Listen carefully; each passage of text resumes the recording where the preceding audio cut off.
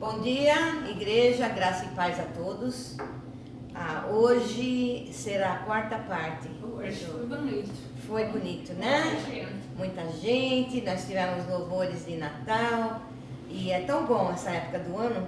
Agora, eu gosto da noite antes do Natal, a véspera de Natal, ainda mais à noite. Era o que eu gostaria de fazer, o culto assim. Mas é que tanta gente viajando, com compromisso, às vezes porque é de noite tem neve e não podem vir. Então eu falei, vamos fazer no domingo de manhã.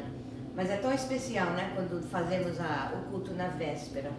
Quem sabe o ano que vem a gente volta a fazer na véspera. Mas o importante é da gente celebrar o nascimento do nosso Rei, nosso Senhor, nosso tudo.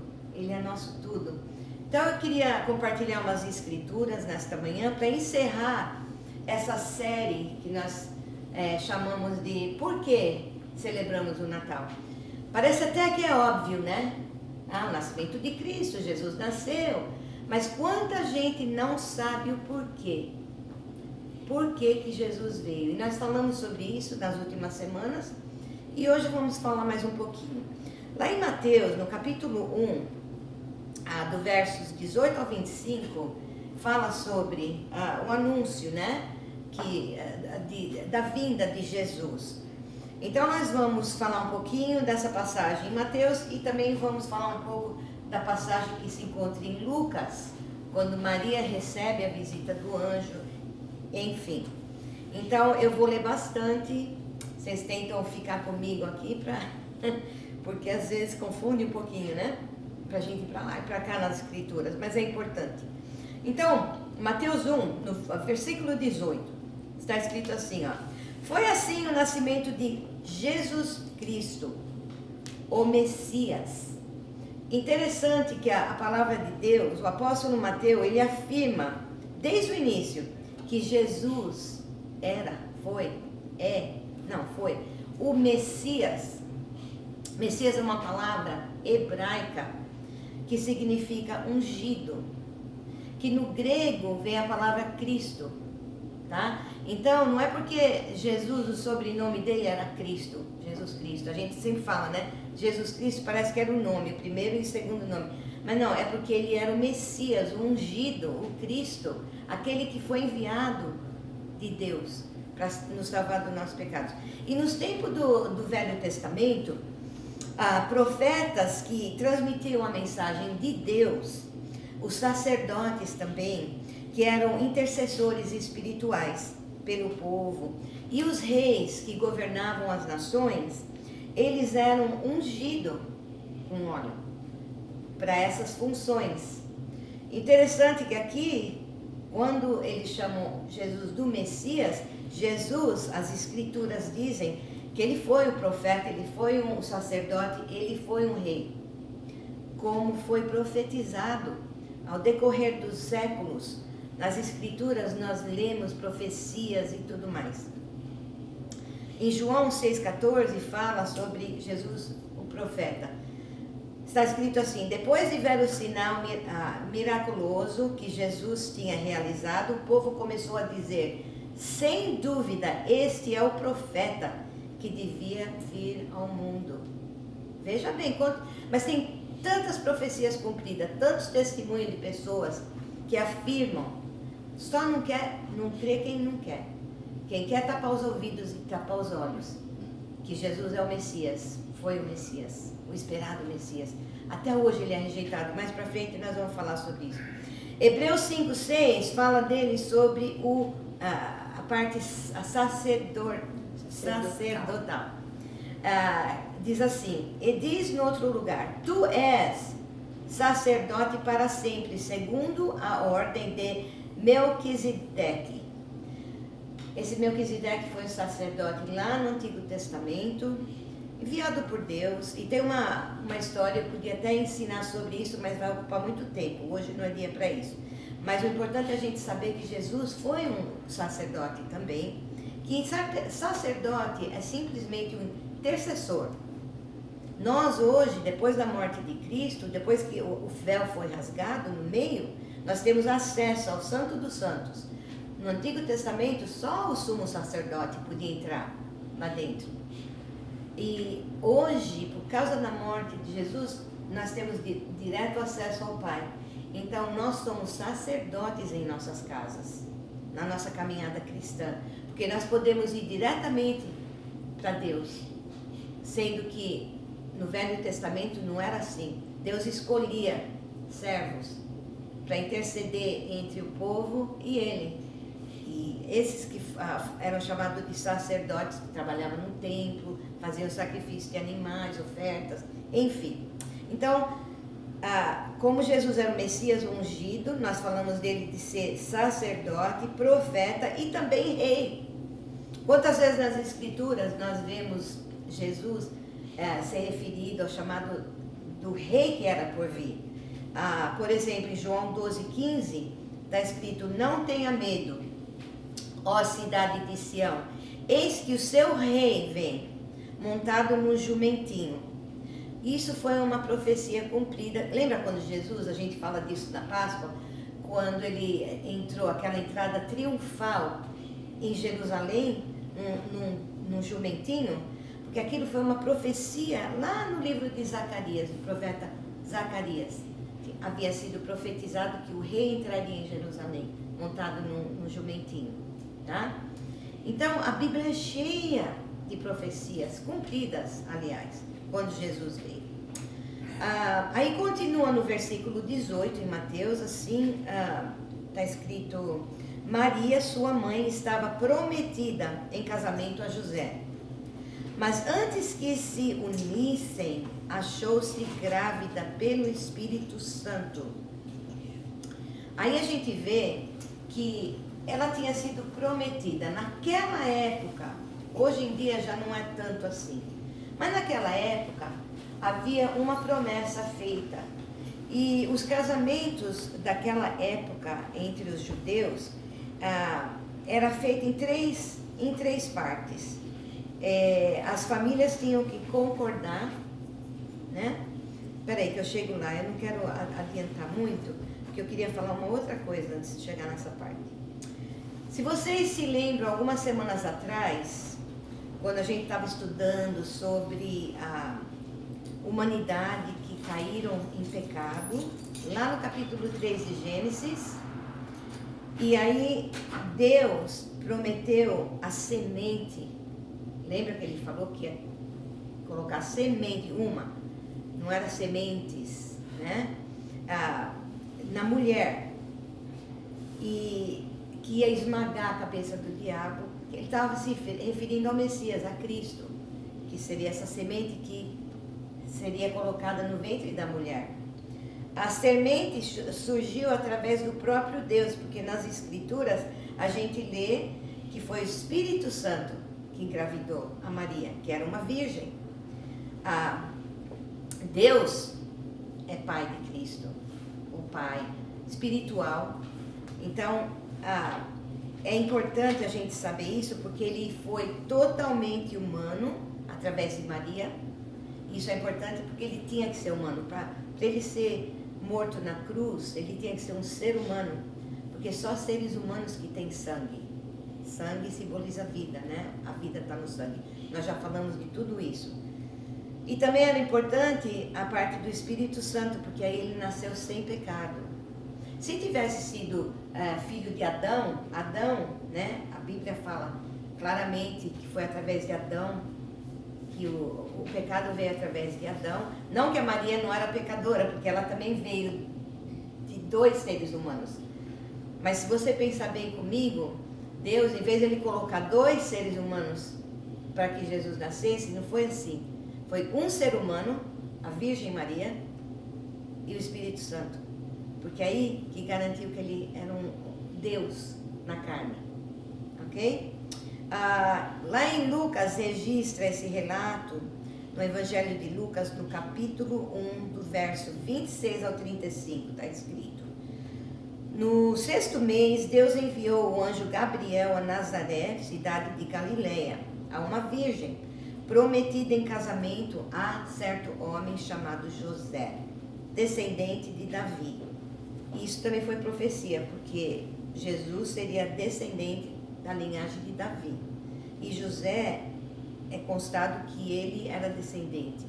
Isso também é importante, porque embora ele não era pai de assim, sangue, através de sangue, mas no Velho Testamento, e hoje em dia também deveria ser assim, o pai tinha muito valor, o que cria a criança, né?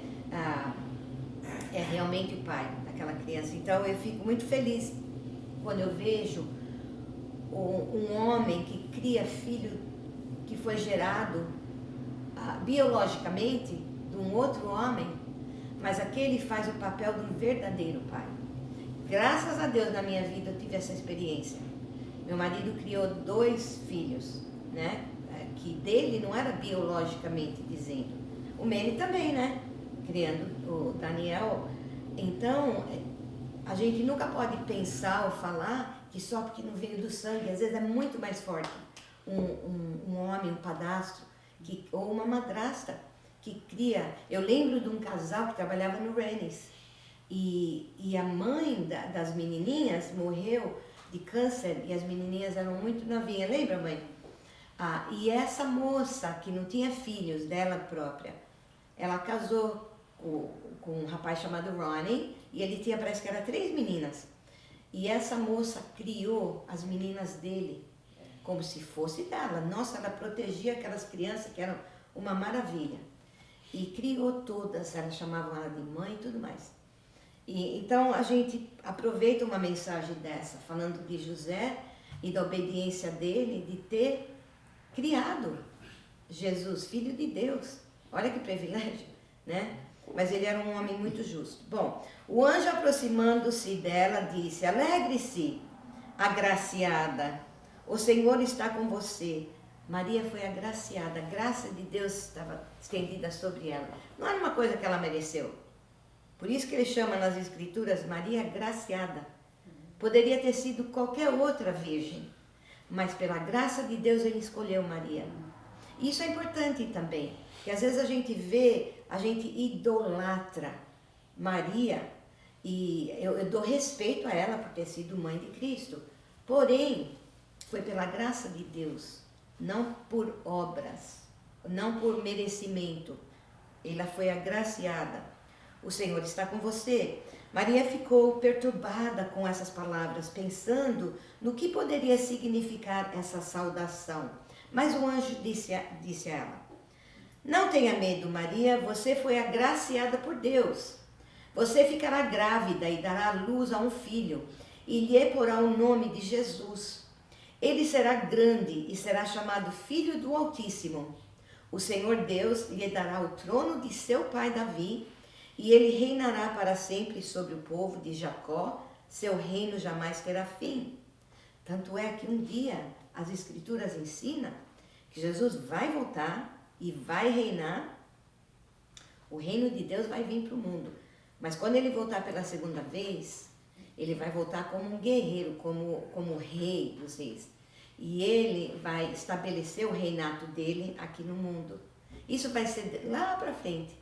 No livro de Apocalipse nós estudamos tudo isso. Mas é só para vocês terem uma ideia que da primeira vez o reinato dele foi para pagar os nossos pecados. Ele veio como um bebezinho. Nasceu, né? Um dia celebramos o Natal.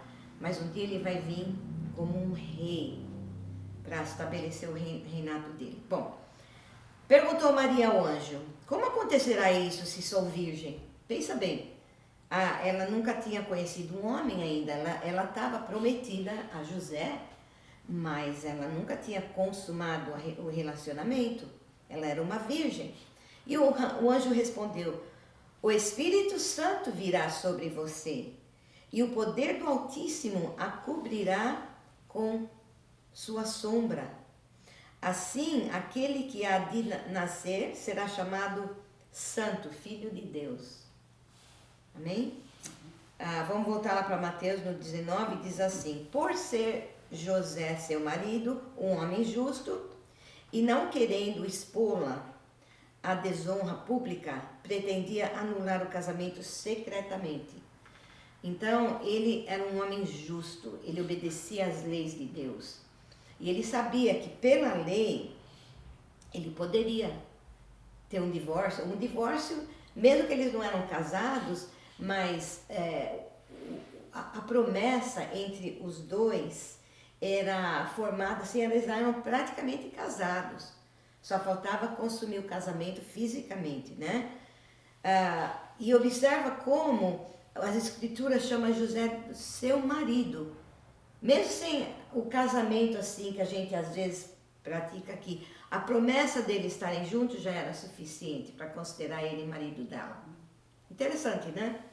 Porque hoje em dia existem ainda muitos casos assim, e às vezes a gente fica chateada por não ver alguém casado com papel na mão e tudo, mas o importante é o compromisso que um faz para o outro, porque às vezes tem o papel e o compromisso não está lá. Às vezes tem o papel e tem traição e tem outras coisas. Então o compromisso vale muito. Verso 20. Mas depois de ter pensado nisso, apareceu-lhe um anjo. José, seu marido. Depois de ter pensado nisso, apareceu-lhe um anjo do Senhor, porque ele estava pensando em divorciar ela, né? Mas aí Deus usa um anjo em sonho e disse: José, filho de Davi. A Escritura faz questão de declarar que José era filho de Davi, porque faz parte da profecia do Messias que era por vir, tinha que vir da linhagem de Davi. Então, aí Mateus declara: não tema receber Maria como sua esposa, pois o que nela foi gerado procede do Espírito Santo. Deus falou em sonho. E ele declarou que José era filho de Davi. E novamente vemos o anjo declarando que Jesus foi concebido do Espírito Santo. E José foi reconhecido como o pai terreno de Jesus naquele momento. E eu já falei, né? Parabéns para todos os pais que criam filhos biológicos de outros homens, que às vezes ou não querem ter a responsabilidade, ou porque uma mãe fica solteira porque o homem não quis casar com ela, seja lá o que for. A situação, viúvas, seja lá o que for, separadas.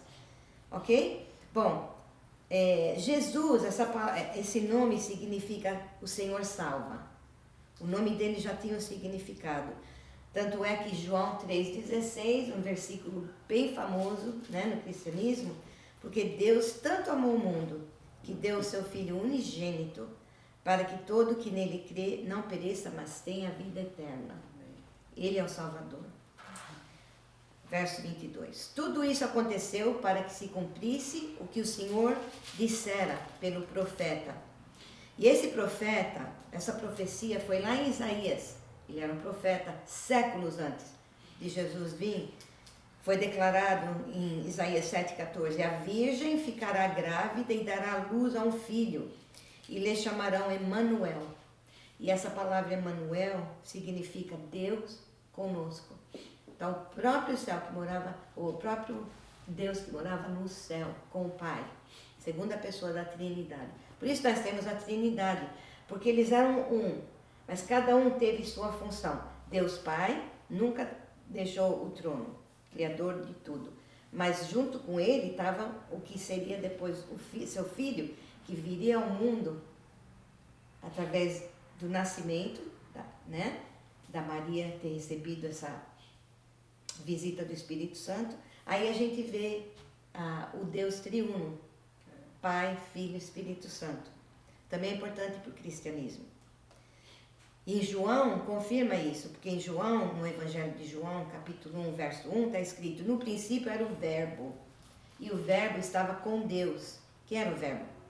E o Verbo era Deus, era Jesus. Então já existia desde o começo. Eu sei que às vezes as pessoas ficam confusas, mas espera aí, ele fazia já parte do plano de Deus. É Deus em 3 pessoas, né? E aí no verso 14 de João está escrito: o Verbo fez-se carne e habitou entre nós. Vimos a sua glória, a glória do Filho único que veio do Pai, cheio de graça e verdade.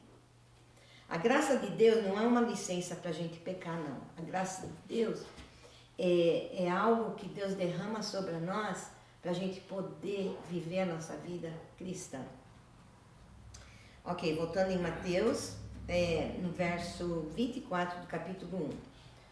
Ao acordar, José fez o que o anjo do Senhor lhe tinha ordenado e recebeu Maria como sua esposa. Mas não teve relações com ela enquanto ela não deu luz a um filho. E ele lhe pôs o nome de Jesus. Okay? Agora nós vamos pular lá para o livro de Lucas, porque o Evangelho de Lucas relata certas porções sobre o nascimento e como que tudo foi anunciado e declarado. E Mateus relata outras partes. Então, você tem que pegar os dois evangelhos e contar a história. Agora nós vamos lá para Lucas capítulo 1, começando com o verso 36. Também Isabel, sua parenta, ela era prima de Maria, terá um filho na velhice. Aquela que diziam ser estéril, está em seu 6º mês da gestação. E essa Elizabeth, ela estava grávida de 6 meses com o primo de Jesus, que era, quem sabe? João Batista. Isso mesmo. Então, inclusive, quando tem uma outra passagem que quando ela vê Maria e anunciou a gravidez, que Jesus estava no ventre dela, o João, que estava na barriga da mãe, da Elizabeth, ela deu assim até um grito, porque ele deu um pulo até. Porque a reação que a gente tem com o Espírito Santo é essa, viu? Às vezes vocês me veem aqui, a minha voz subir, de repente. Sem mais nem menos, eu estou pregando, de repente, mas é porque vem aquele mover do Espírito Santo. Não é algo que eu controlo, ou que eu quero fazer. Se você está pregando e você está pedindo que o Espírito Santo entregue a palavra, vai ter momentos assim. E vem de lá, não é de mim. Bom, depois do verso 37 fala, pois nada é impossível para Deus. Igreja, nada para Deus é impossível. Existe alguma coisa na tua vida que você está buscando, orando, pedindo, parece que está demorando tanto tempo. Salvação de um filho, libertação de um parente, né? Alguma vitória na tua vida. Não é nada impossível. Se Elizabeth ficou grávida e Maria engravidou do Espírito Santo, nosso Deus pode qualquer coisa. Né? Mas basta a gente estar dentro da vontade dele, do querer, do propósito, a gente tem que compreender isso também. Mas nada é impossível. E a resposta da Maria foi a seguinte: sou serva do Senhor, que aconteça comigo conforme a tua palavra. Então o anjo a deixou. Olha só a atitude dela, né? Ela deveria de estar com bastante medo, porque naquela época ela podia ter sido apedrejada. Mas Deus não ia permitir que isso acontecesse com ela, porque foi Deus que causou. E o filho dela tinha que vir ao mundo. Agora nós vamos para Lucas capítulo 2, que relata como que Jesus nasceu. Então foi o seguinte: naqueles dias, César Augusto publicou um decreto ordenando o recenseamento de todo o Império Romano. Este foi o primeiro recenseamento feito quando Quirino era governador da Síria. Isso tudo é importante, viu? A gente lê esses nomes, mas sabe por quê? Porque tem gente que estuda e vê que, historicamente falando, existiam essas pessoas.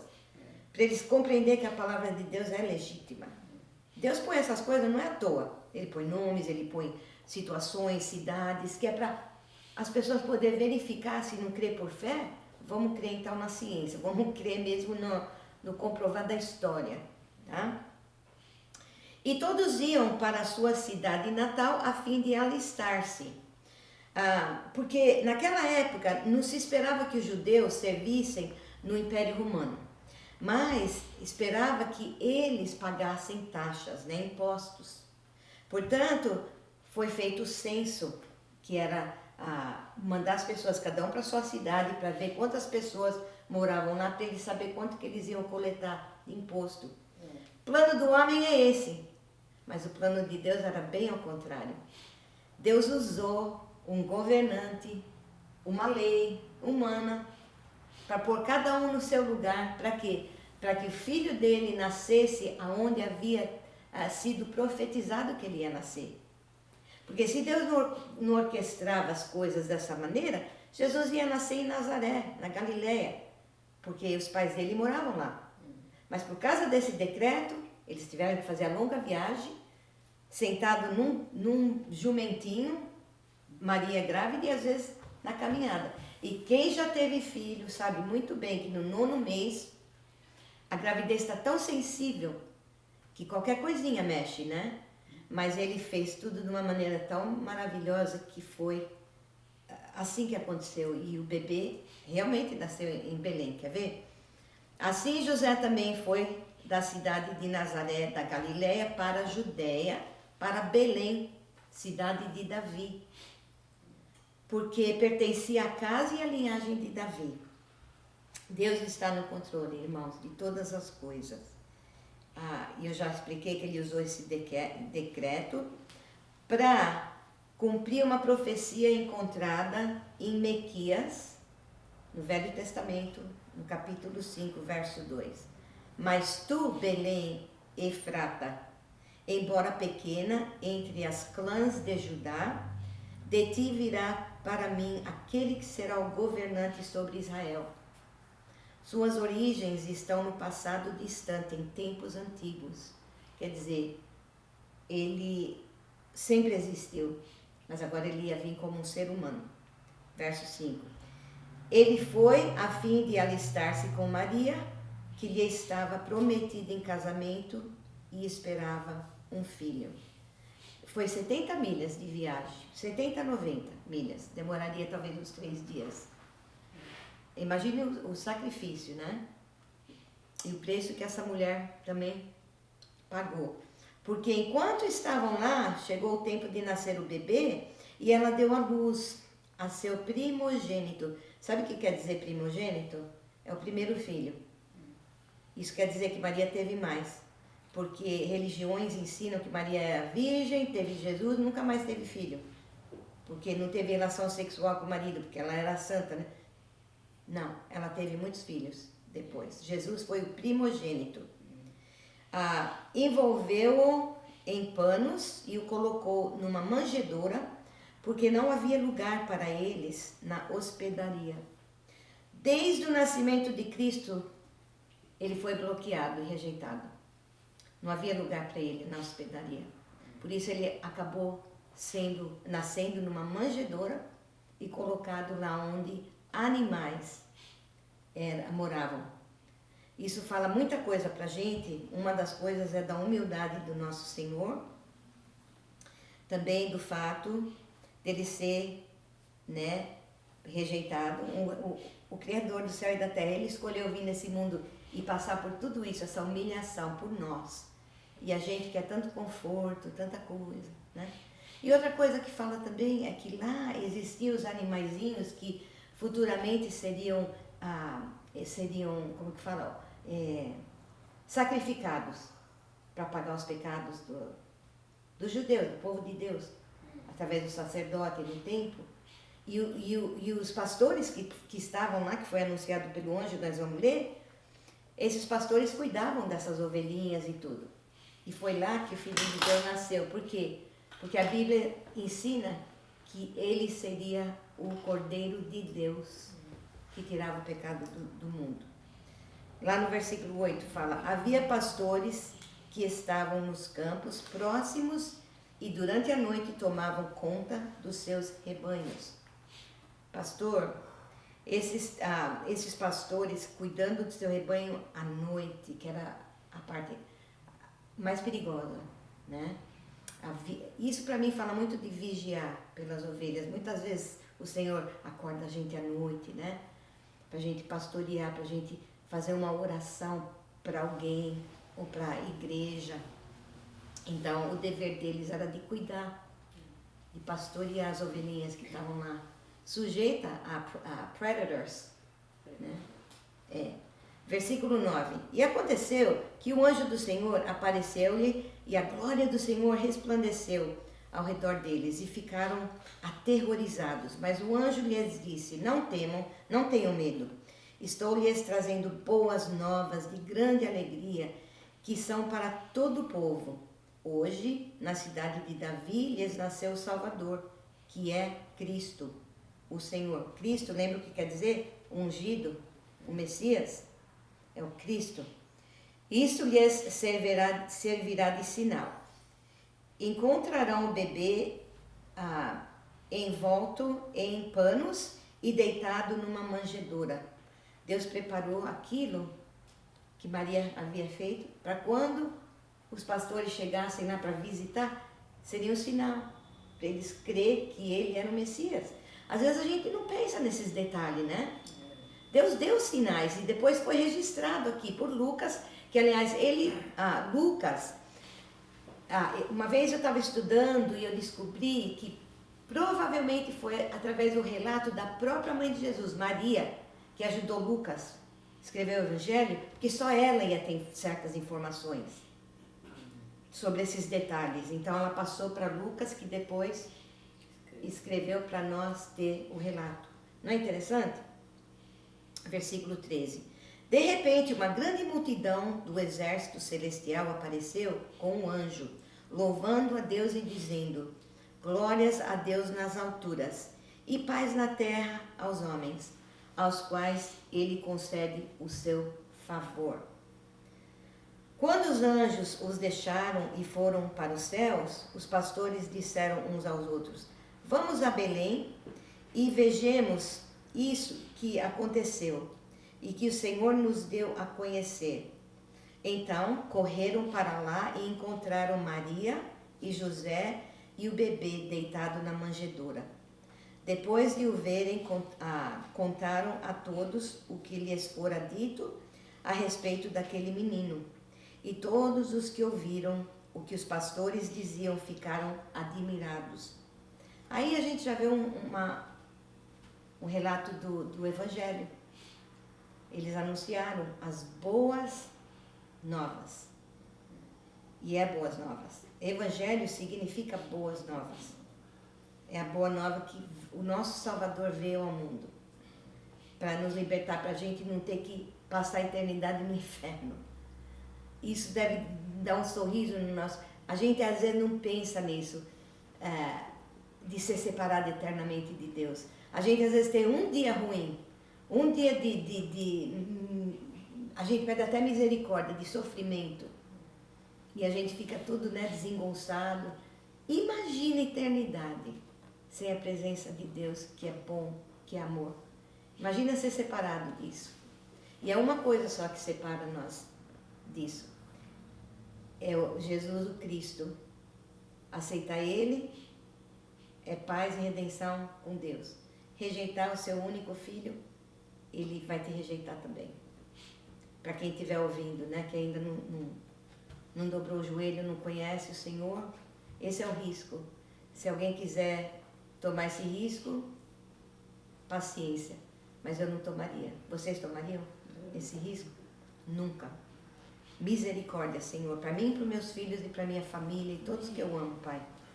Eu peço só salvação. Nas nossas orações a gente não pede riqueza, a gente não pede bens materiais.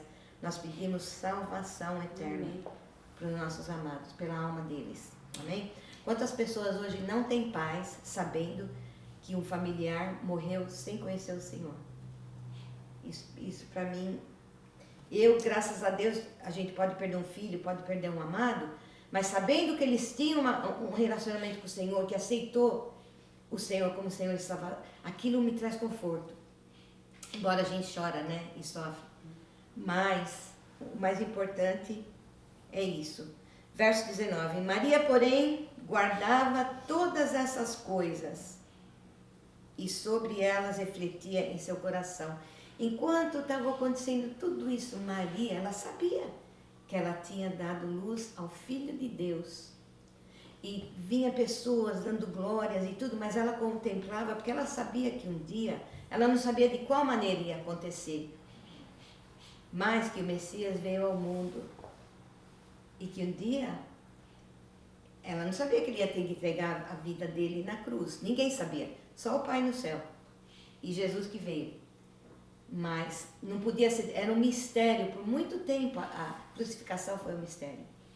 Anyway, e eu quero pedir neste Natal que a gente também venha contemplar e ponderar aquilo que Maria ponderou sobre seu filho, o Messias, o Cristo, que foi sacrificado. Aquele que nasceu como um homem para oferecer seu corpo em resgate pelos nossos pecados, para nos restaurar de volta ao Pai. E no versículo 20, que é o último versículo, os pastores voltaram, glorificando e louvando a Deus por tudo que tinham visto e ouvido, como lhes fora dito. A tristeza em tudo isso é que na hora do testificar, da gente às vezes receber um milagre, de várias formas, naquele momento a gente gloria o Senhor e se alegra e tudo, mas com o decorrer do tempo, se a gente não tomar cuidado, a gente às vezes até começa a duvidar, ou parar de crer, ou não sei o que acontece no ser humano, mas nas escrituras a gente vê direto, né? Deus fazendo milagres, coisas... Lembra que eu preguei sobre os 10 leprosos que receberam cura? Só um voltou para agradecer. Os outros seguiram em frente com a vida, né? Com a cura, receber a cura, para que eu vou querer? Servir o Senhor ou ter um relacionamento com Ele. Eu já recebi o que eu quero.